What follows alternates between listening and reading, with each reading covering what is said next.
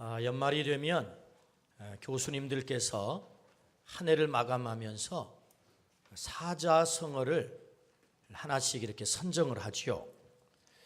한 해를 평가하면서 또 새로운 해를 어떻게 맞이할까, 아마 그런 마음으로 사자성어를 선택한다 생각을 합니다. 34%의 지지를 받아서 선정된 사자성어는 파사현정이 선정이 됐습니다. 그 뜻은 사악함을 부수고 발음을 드러낸다라는 뜻입니다. 이 국정농단의 사악함을 부수고 새로운 정부가 발음을 드러내라라고 하는 염원을 담은 그런 단어다 생각이 듭니다.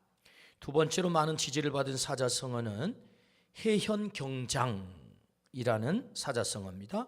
검은고 줄을 바꿔 매다라는 뜻입니다. 느슨해진 것을 옥죄다, 망가진 줄을 걷어내고 다시 맨다라는 뜻입니다. 사회 정치적 제도 개혁을 빗댈 때 주로 인용하는 사자성어죠. 두 사자성어가 공통적으로 가지고 있는 뜻은 변화입니다. 변화. 교수들이 연말이면 왜 사자성어를 선정하는 수고를 할까 생각을 해봤더니 한 해를 잘 닫고 새로운 해를 잘 열기 위함이다 라고 생각이 들어요. 한 해를 잘 닫고 새해를 잘 열기 위해서. 오늘 말씀의 제목이 뭐죠? 닫고 열고입니다.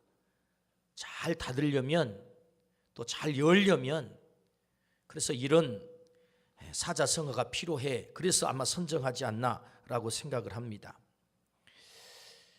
한마디로 변화를 촉구하고 있습니다.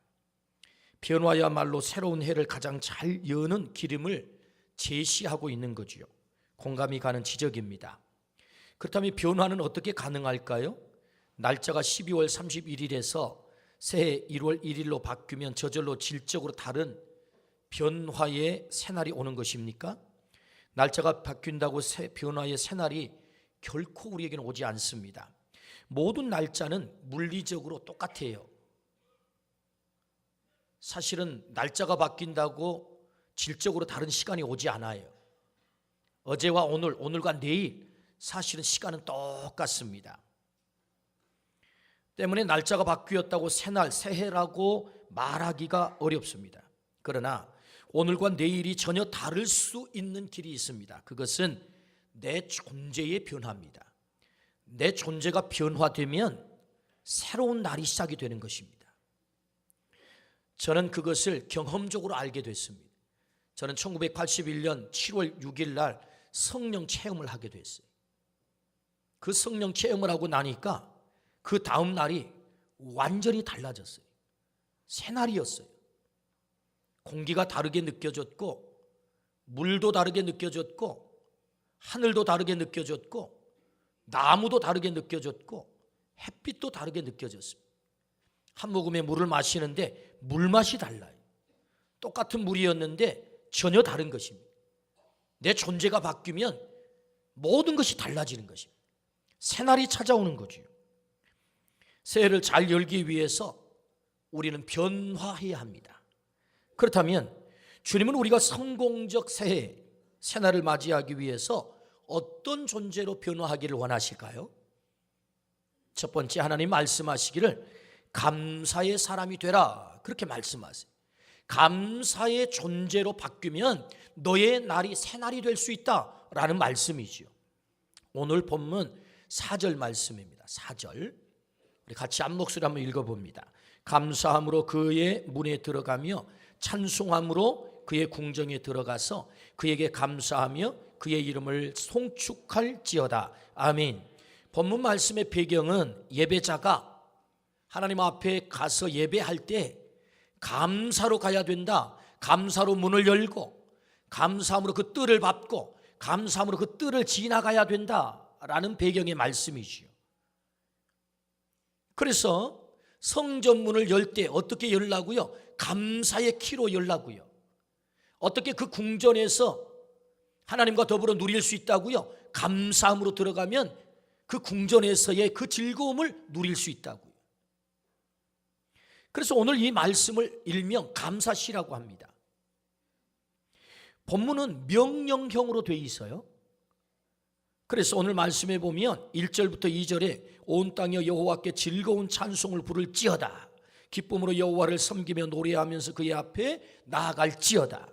4절에 감사함으로 그의 문에 들어가며 찬송함으로 그의 궁정에 들어가서 그에게 감사하며 그의 이름을 송축할지어다. 오늘 말씀을 보니까 찬송할지어다, 그 앞에 나갈지어다, 이름을 송축할지어다, 전부 뭐로 되어 있어요? 명령형으로 되어 있는 것입니다. 여러분, 여호와를 찬송하라, 그 한 단어가 뭐죠? 할렐루야입니다. 너는 하나님을 찬송하라. 찬송을 말할 때는 전부 명령이에요. 명령. 야, 찬송 좀 하면 좋겠어, 너 찬송 좀 해볼래? 이렇게 성경은 말씀하지 않아요. 하나님은 우리에게 찬송에 대해서 말씀을 할 때는 언제나 명령형으로 말씀하고 있음을 주목해야 됩니다. 찬송의 또 다른 뜻은 감사입니다. 찬송의 또 다른 뜻이 뭐라고요? 감사라고요. 그러니까 감사를 우리에게 명령할 때는 감사를 말씀할 때는 명령으로 말씀을 하세요. 그렇다면 왜 하나님께서는 찬송을 명령하고 계시고 감사를 명령하고 계실까요? 그것은 감사할 때 하나님이 나를 창조하신 창조의 본래성을 회복하는 거다라는 말씀이에요. 창조의 목적, 그 본래성을 회복하는 거다. 그래서 하나님은 우리에게 명령하는 것입니다. 찬송할지어다, 감사할지어다, 송축할지어다, 이렇게 말씀하는 거죠. 창조의 본래성을 회복하라. 이사야 43장 7절 말씀에 이렇게 말씀합니다. 내 이름으로 불려지는 모든 자 곧 내가 내 영광을 위하여 창조한 자를 오게 하라. 그를 내가 지었고 그를 내가 만들었느니라. 하나님의 영광을 위해서 우리를 창조하셨다라고 성경은 정확하게 말씀하세요. 그렇다면 하나님께 영광을 돌리는 게 뭐죠? 21절, 43장 21절 이렇게 말씀하세요. 같이 한번 읽어봅시다. 시작. 이 백성은 내가 나를 위하여 지었나니 나를 찬송하게 하려 함이라. 하나님께 영광을 돌리는 구체적인 행위는 찬송입니다. 찬송의 또 다른 말이 뭐라고 그랬죠? 감사라고 그랬지. 그러니까 감사가 뭐죠? 하나님께 영광을 돌리는 행위입니다. 그것은 우리가 지은 목적이래요. 찬송하고 감사하는 것은 내 창조의 목적이다. 내가 지음받은 목적이다. 그러므로 하나님이 명령하신 이유, 그것은 너의 창조의 본래성을 회복하라라는 말씀이지요. 감사의 사람이 되라는 말씀은 너를 지으신 하나님의 목적을 회복하라, 그런 말씀입니다. 진정한 표현하는 지음받은 목적을 회복하는 것입니다. 주님은 오늘 우리가 감사의 사람이 되기를 원하십니다. 창조한 받은 존재의 목적을 회복하면, 그러면 진정한 변화가 찾아오는 거죠. 그래서 데살로니가전서 5장 18절 말씀에 범사에 감사하라 이렇게 말씀하세요. 우리는 이 말씀 앞에 늘 당혹스럽습니다. 어떻게 범사에 감사할 수 있나요? 모든 일에 어떻게 감사할 수 있어요? 유진 피터슨 목사님은 이 말씀을 메시지 성경에서 이렇게 번역을 했어요. 무슨 일에든지 하나님께 감사하십시오. 이것이야말로 하나님께서 그리스도 예수 안에 있는 여러분에게 바라시는 생활 방식입니다. 존재 방식입니다. 존재 양식입니다. 그런 말이거든요.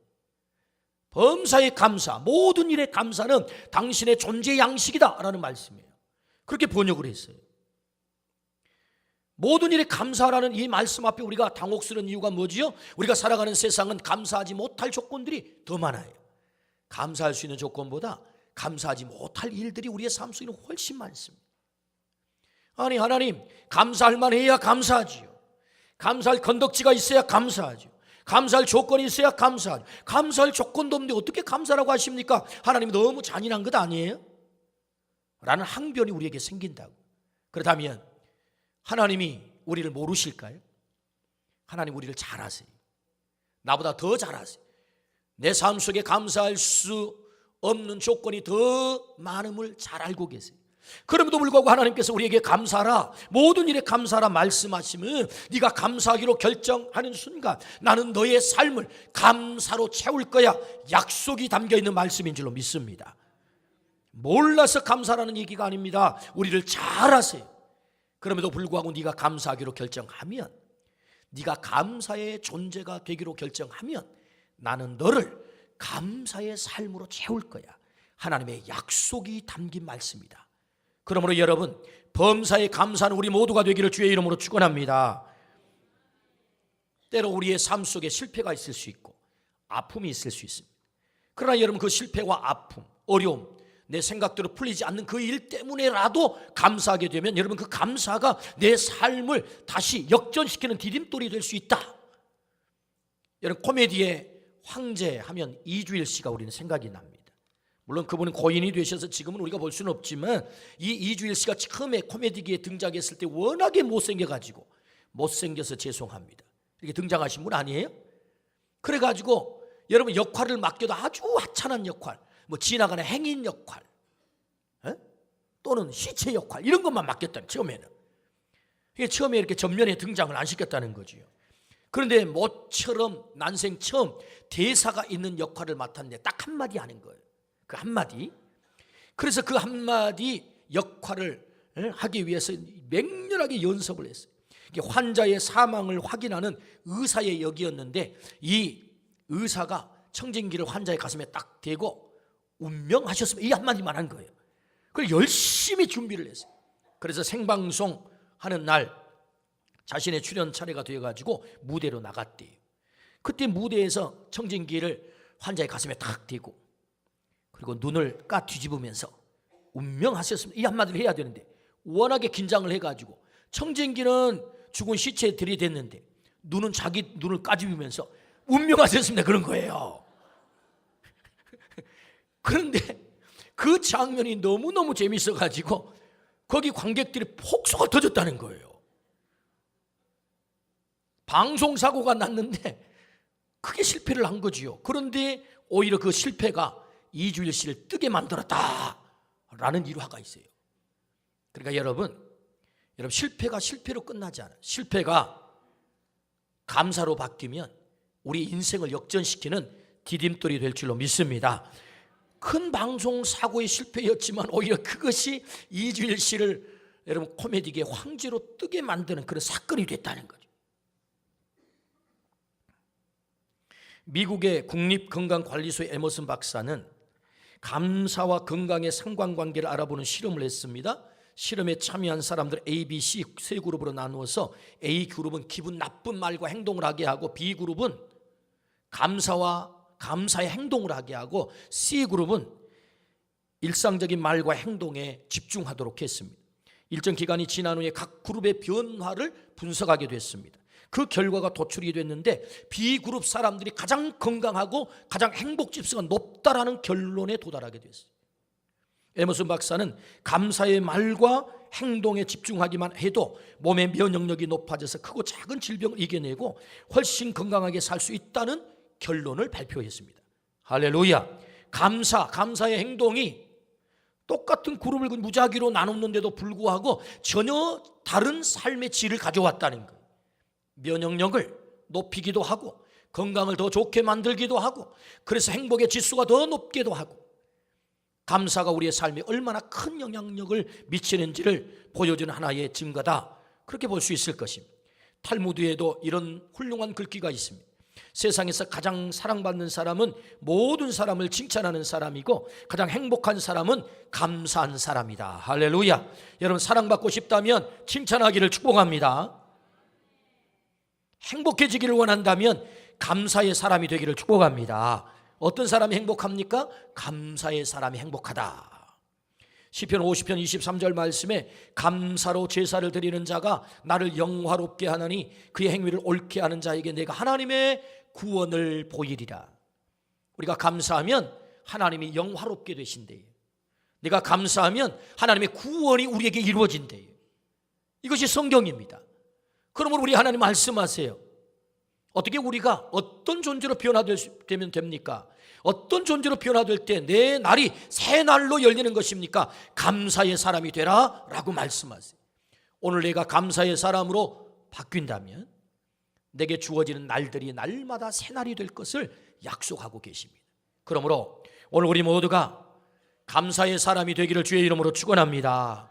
그렇다면 여러분, 우리는 뭘 감사해야 됩니까? 우리가 뭘 감사해야 될까? 3절입니다. 3절. 오늘 시편 100편 3절 말씀. 시작. 여호와가 우리 하나님이신 줄 너희는 알지어다. 그는 우리를 지으시니요 우리는 그의 것이니 그의 백성이요 그의 기르시는 양이로다. 아멘. 여호와가 우리 하나님이신 줄 알라. 그렇게 말씀하세요. 하나님으로 인하여 감사하라. 그렇게 말씀하세요. 그 하나님은 나와 어떤 관계 있으시지요? 그분이 나를 지으셨대요. 창조자래요. 그분은 나를 완벽하게 아실 것입니다. 창조만 하셨나요? 아닙니다. 우리를 소유하셨다라고 말씀하세요. 우리는 그의 것이니 그분은 나의 소유자, 나는 그분의 소유물.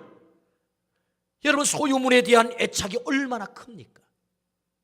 우리에게 있는 작은 소유물도 우리는 끝까지 지키려고 합니다.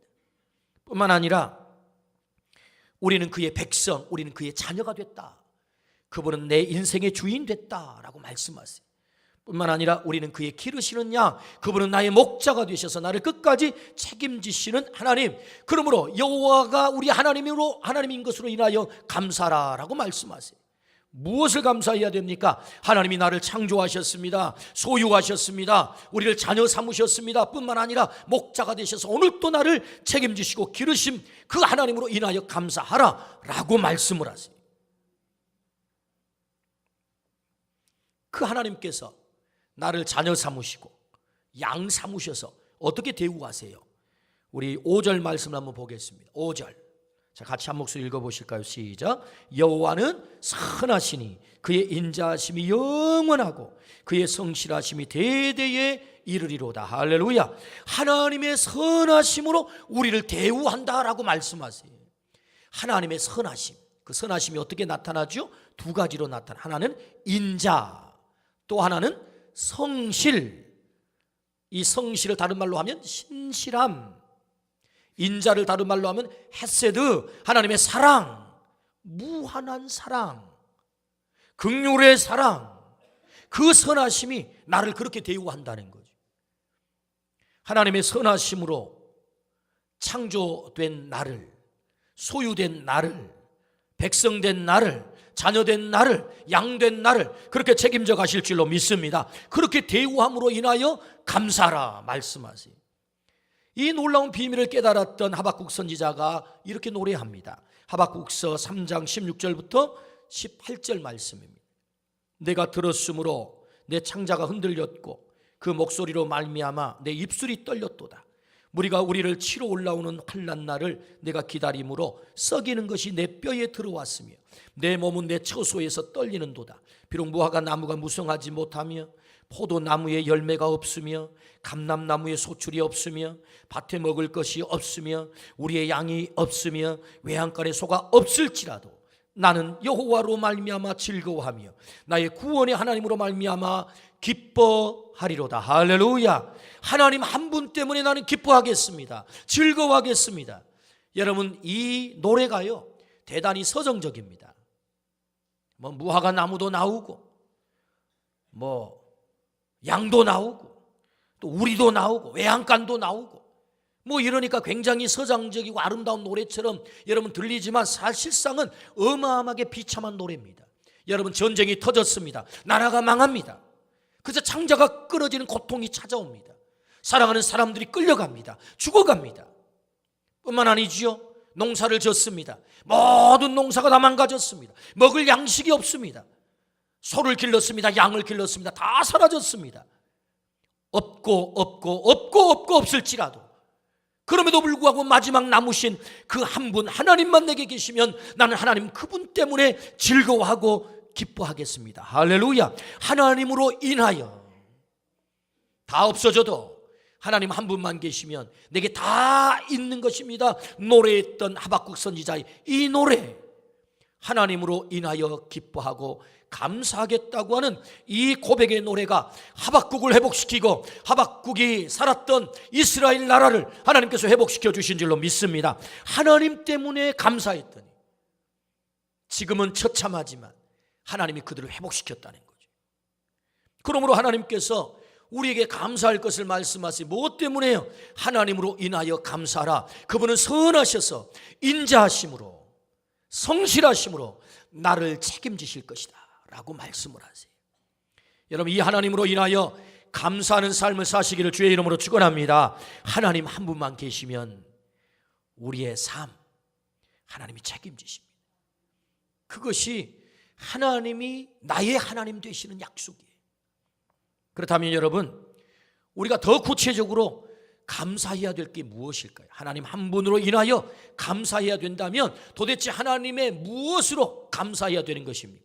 두 가지를 감사해야 됩니다. 첫 번째는 보편적인 은혜를 감사해야 돼요. 두 번째는 특별한 은혜를 감사해야 돼요. 이런 보편적인 은혜라는 말은 이해하기 위해서 좀 설명을 해보면 이 보편적 복지라는 말과 비슷하게 설명해 볼 수 있을 것 같아요. 이런 보편적 복지라는 말은 차별이 없이 모두에게 시혜를 베푼다, 그런 얘기 아니에요. 65세가 되면 아무리 재산이 많아도 버스 타면 공짜 탑니다. 가난한 사람도 공짜, 돈 있는 사람도 공짜. 지하철을 타도 공짜. 아니 당신은 돈 많지 않습니까? 돈 내고 타시오. 65세가 되면 그냥 탄다니까요. 여러분 65세 돼가지고 돈 많다고 돈 내지 마시기 바랍니다. 그래, 이게 뭐예요? 보편적 복지죠. 모두에게 차별이 없는 복지죠. 하나님도 우리에게 보편적 은혜를 주세요. 모두에게. 하나님께서 주시는 그 보편적 은혜가 뭐지요? 그것은 누구에게도 차별 없이 주시는 은혜가 있는데, 그것은 날마다 24시간 공평하게 준다는 겁니다. 365일을 누구에게나 공평하게 준다는 것입니다. 악인이나 선인에게. 하나님을 믿고 믿지 않고 관계없이 365일을 24시간 똑같이 우리에게 주는 것입니다. 그뿐만 아니죠. 해를 주십니다. 바람을 주십니다. 공기를 주십니다. 물을 주십니다. 비를 주십니다. 그래서 마태복음 5장 45절에 주님은 이렇게 말씀하세요. 이같이 한즉 하늘에 계신 너희 아버지 아들이 되리니 이는 하나님이 그 해를 악인과 선인에게 비추시며 비를 의로운 자와 불의한 자에게 내려주십니다. 악한 자나 선한 자나 해를 주세요, 비를 주세요. 가리지 않으세요? 이걸 가리켜 우리는 뭐라고 말씀합니까? 보편적 은혜라고 합니다. 하나님의 이 보편적 은혜 없이는 우리는 한순간도 살 수 없습니다. 모두에게 차별 없이 그냥 주시는 것. 우리 생존의 가장 중요한 것은 우리가 돈 주고 사지 않습니다. 만약에 돈 주고 우리 생존의 가장 중요한 것들을 산다고 한다면 이 땅에 존재할 인간이 별로 없습니다. 조사를 해보니까요, 남성 성인이 하루에 74,880리터의 공기를 들이마십니다. 15명의 승조원이 잠수함에 타가지고 하루 마시는 공기를 값으로 계산을 했더니 600만 원이더래요. 여러분 잠수함 공기가 없으면 다 죽잖아요. 바닷속에 있으니까. 그래서 공기를 생산을 해가지고 마시는데, 그렇게 생산해서 마시는 값이 15명이 하루 생산해서 마시는 값이 얼마라고요? 600만 원. 그래서 1인당으로 나눠봤더니 하루 40만 원어치 공기를 마시는 거예요. 40만 원어치를 30일로 계산을 해봤더니 한 달 동안 마시는 공기 값이 1200만 원이에요. 우리가 한 달 동안 얼마 마신다고요? 1200만 원어치 마셔요. 1년 계산해 봤더니 1억 4천만 원어치를 마셔요. 이런 연봉 1억이 넘지 않으면 우리는 살아남을 수가 없어요. 공기 사서 마시느라고 살 수가 없는 거예요.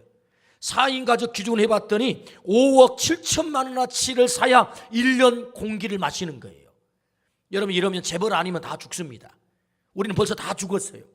그러니까 여러분, 하나님께서 날마다 공기를 주세요. 햇빛을 주세요. 비를 주세요. 여러분 이것은 생존의 가장 중요한 3대 요소입니다. 해, 공기, 물, 이거 없이 어떻게 생존할 수 있어요? 그런데 하나님은 이걸 차별 없이 우리에게 날마다 베푸시는 거예요. 그런데 날마다 주어지는 이것들을 우리는 너무나도 당연하게 받는 거예요. 하나님이 주시기 때문에. 그저 당연한 것 아니야? 그렇지 않습니다, 여러분. 하나님께서 한순간도 이것을 우리에게 주시지 않으면 우리는 결코 이 땅에 살아남을 수가 없다. 보편적 은혜를 감사해야 돼. 날마다 하나님께서 햇빛을 주신 것을 감사하고, 날마다 공기를 주신 것을 감사하고, 날마다 비를 주신 것을 감사하고. 여러분 세상에 가장 비싼 보석이 뭐라고 그래요? 다이아몬드라고 그래요. 그런데 여러분 다이아몬드, 그 비싼 다이아몬드 없이는 살 수 있지만 지금 당장 내게 공기 없으면 5분을 넘기지 어렵습니다. 죽습니다. 그러므로 여러분, 하나님께서는 가장 귀중한 것은 그냥 주시는 거예요. 값없이 주시는 거예요. 여러분, 값없이 주어지지만 하나님께로부터 주어지는 이 보편적 은혜에 감사하기를 주의 이름으로 축원합니다.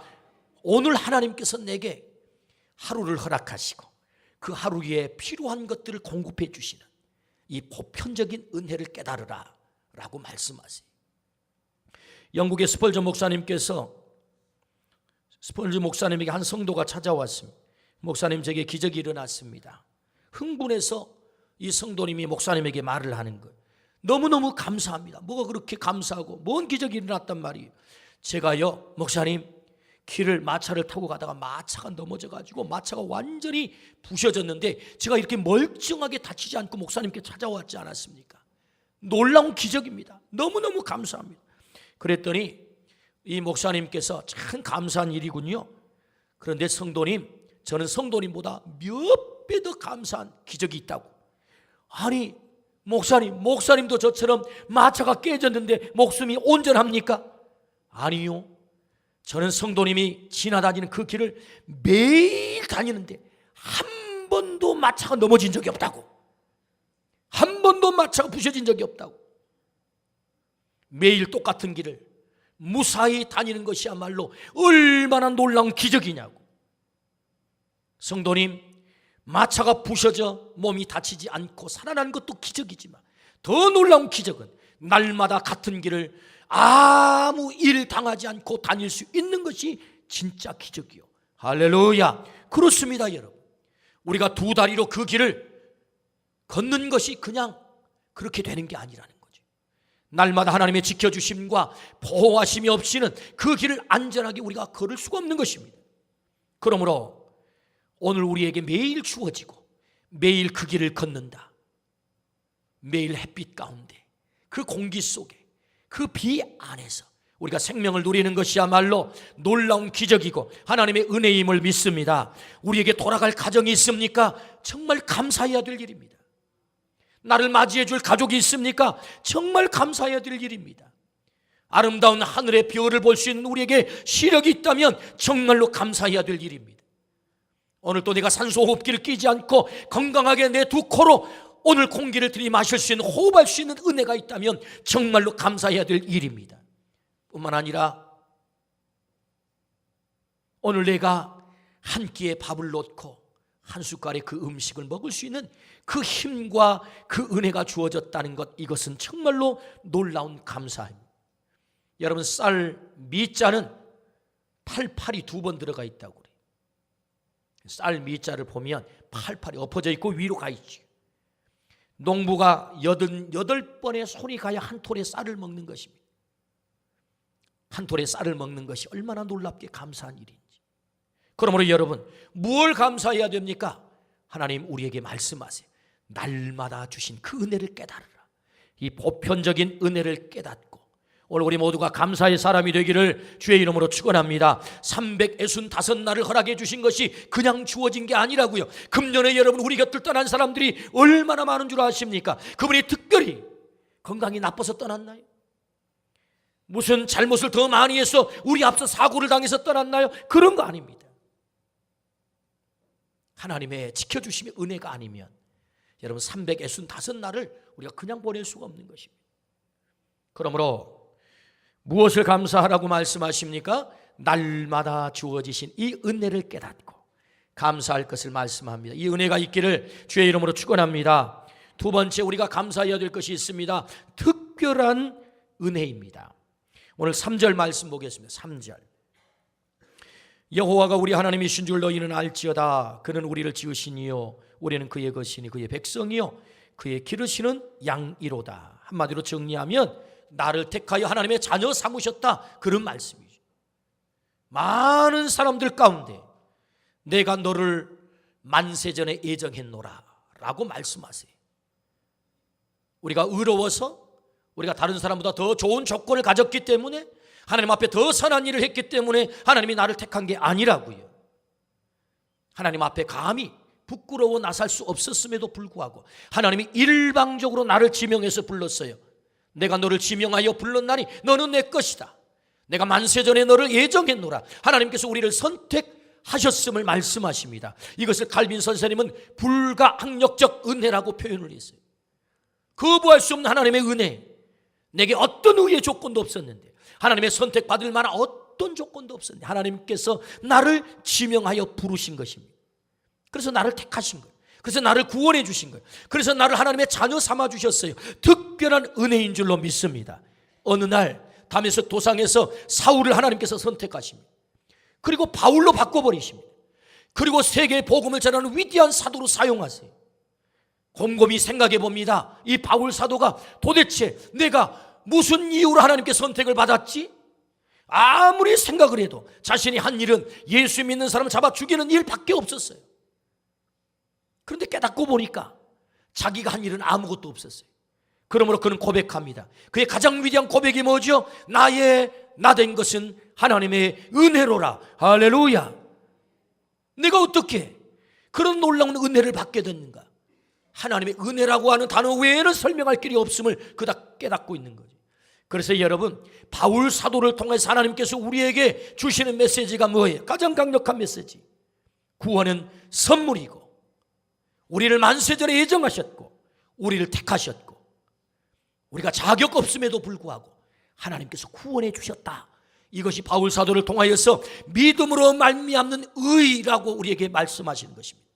그러므로 여러분, 우리에게는 특별한 은혜가 있어요. 아무나 이 자리에 앉아 있을 수 없습니다.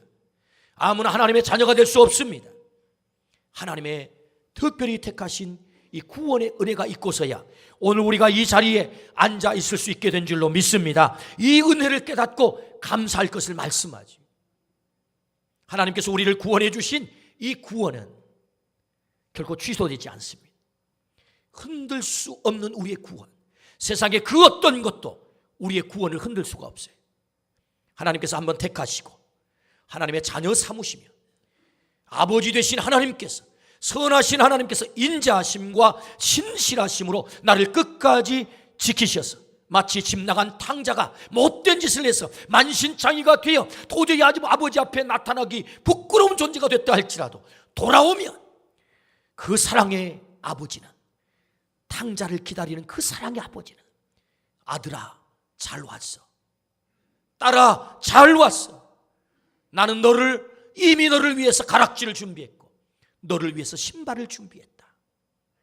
오늘 또 비록 우리가 세상에서 찢기고 상처나고 냄새가 났다 할지라도 한번 택하여 나를 구원하신 이 특별한 은혜가 취소되지 않은 줄로 믿습니다. 탕자를 기다린 그 아버지의 사랑으로. 그래서 오늘 성경은 말씀합니다. 하나님은 선하셔서 그의 인자하심과 그의 신실하심으로 나를 책임지신다고. 할렐루야. 여러분, 이 특별한 은혜를 깨닫고 감사하기를 주의 이름으로 축원합니다. 내가 구원받은 것이 감사입니다. 취소될 수 없는 이 구원으로 인하여 감사하는 은혜가 있기를 주의 이름으로 축원합니다. 아멘. 어떻게 한 해를 성공적으로 닫을 수 있을까요? 감사의 사람이 되라고 말씀하세요. 어떻게 새해를 성공적으로 열 수 있겠습니까? 감사의 사람이 되라.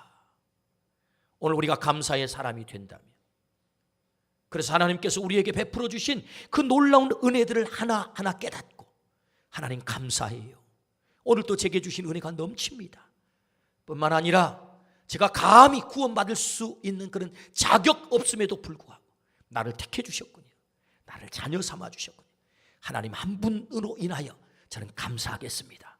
하나님 한 분으로 인하여 감사함으로 우리의 날들이 새 날로 열리기를 주의 이름으로 축원합니다. 아멘. 기도하십시다.